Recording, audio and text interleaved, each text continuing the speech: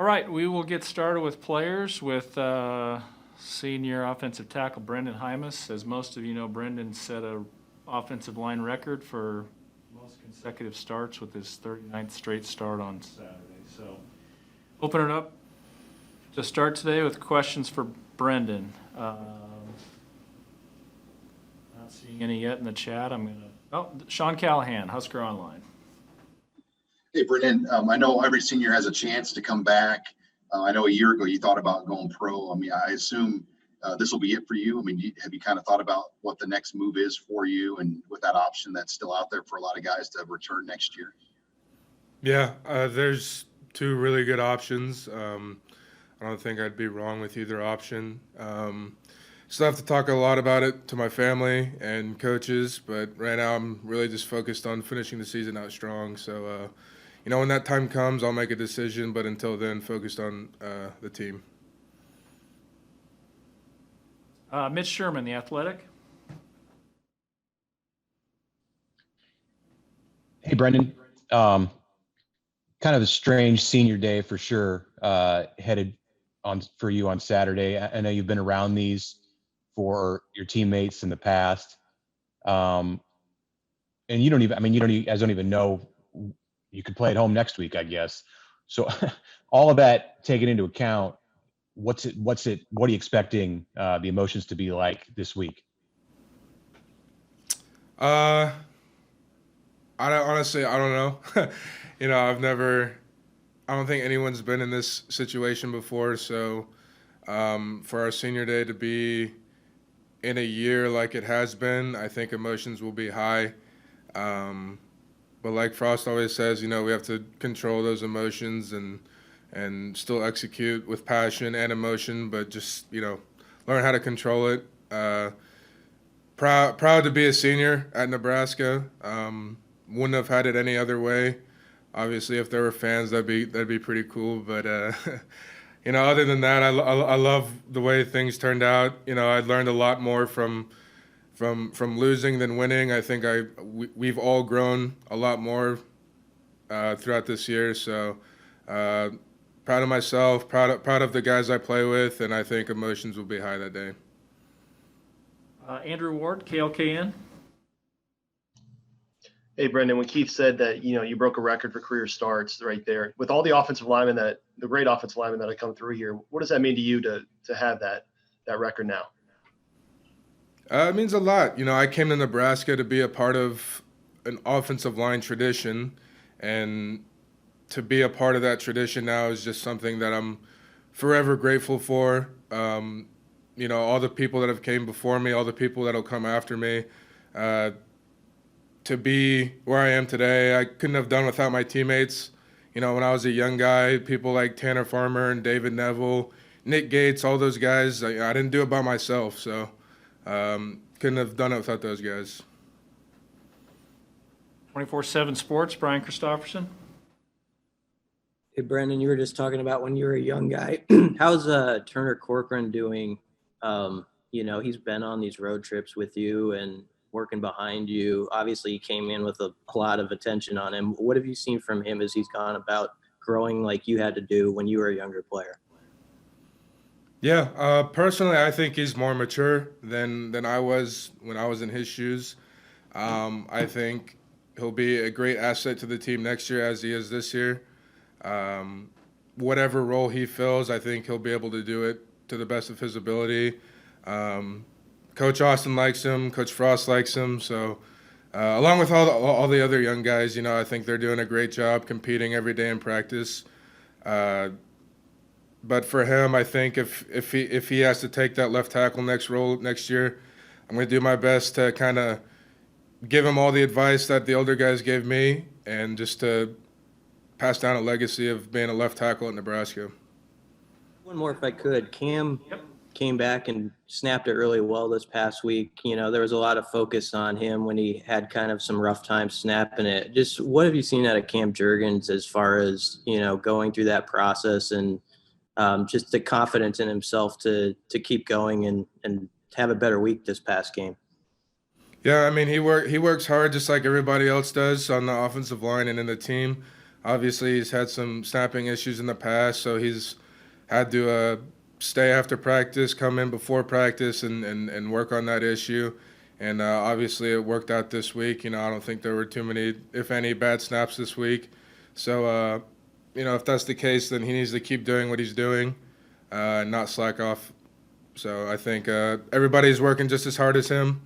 But like I said, he's a young kid, so with experience comes confidence, and I think the more confidence he gets, the more settled he'll be into his position, and the snap issue will hopefully go away. So Parker Gabriel, Lincoln Journal-Star.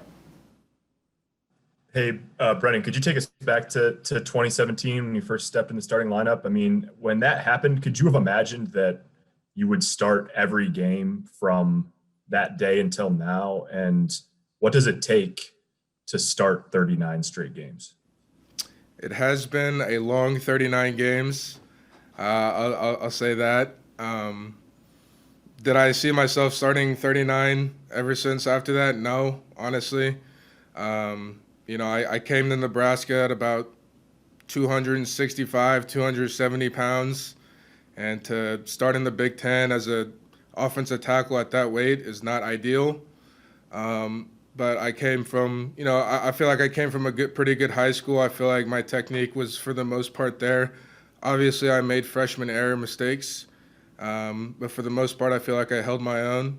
And then every year after that was just continuing to be a better version of myself on and off the field. And I think that's really what's helped me become who I am today. And then, like I mentioned before, the guys all around, I didn't do this by myself. I had a lot of older guys until I became the older guy who helped me along the way. So without them, I don't think that would be possible. Was there ever a week in that stretch where you got to midweek and you weren't sure if you were going to be able to go? Like, did the streak ever come close to ending? I know you went down at one point last year, maybe. Did you ever come close to the streak breaking? Yeah, I mean, there have always been a lot of small injuries here or there that, every offensive lineman gets, that everyone usually plays through. So, I thank God every night for a healthy day, healthy season, and pray for those who aren't healthy and for a quick recovery. So I'm just trying to finish out the season healthy and be the best version of myself throughout the season. Couple more for Brendan here. Steve Sipple, Lincoln Journal-Star. Hey, I'm sort of curious in something you said. I think I know the answer, but I want to hear it from you. Why is playing at 265 not ideal in the Big Ten? Well, it's pretty difficult to block someone across from you who's 6'6", 280 and can run a 4.44. The defensive line in the Big Ten, I think, is they have some of the best athletes in the country, and they're only getting better. So to be that light and to be as weak as I was, back when I was a freshman, it was very difficult. I had to lean a lot on what, at the time, Coach Kavanaugh had taught me technique-wise, and really lean on the older guys to help me out a little bit, especially with the offense that I had to learn that year. But playing at 265, 270 in the Big Ten is not what I would call an ideal situation for an offensive tackle. How do you feel about your level of play right now, especially maybe compared to back then? Or how has your level of play developed as the years have gone on? I think they've gotten higher every year. I think the level that I'm playing at has gotten significantly higher than when I was a freshman, obviously. Back then, I would really just focus on sort of myself, being selfish, didn't really know the playbook, didn't have the size, didn't have the strength to compete. But now I do have the size, I do have the strength, I know the playbook, so trying to be a team leader, bringing people along with me, bringing young guys like Turner Corcoran and Piper, bringing up to the level that I'm playing at is kind of my role as a team leader. And I feel like if I can keep doing that and keep bringing those young guys with me and everybody playing up to the level that we're all playing at, then I think we'll be very successful. Thank you, Brenden. All right, we'll finish up with Brenden with Evan Bland, Omaha World Herald.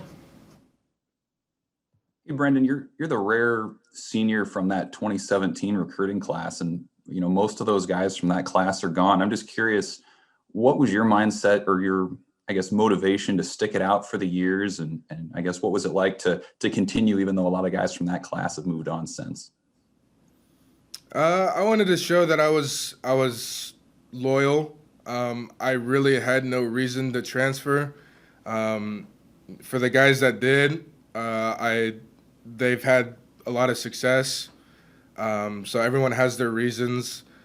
I wanted to come to Nebraska to be at Nebraska and be a part of tradition like no other.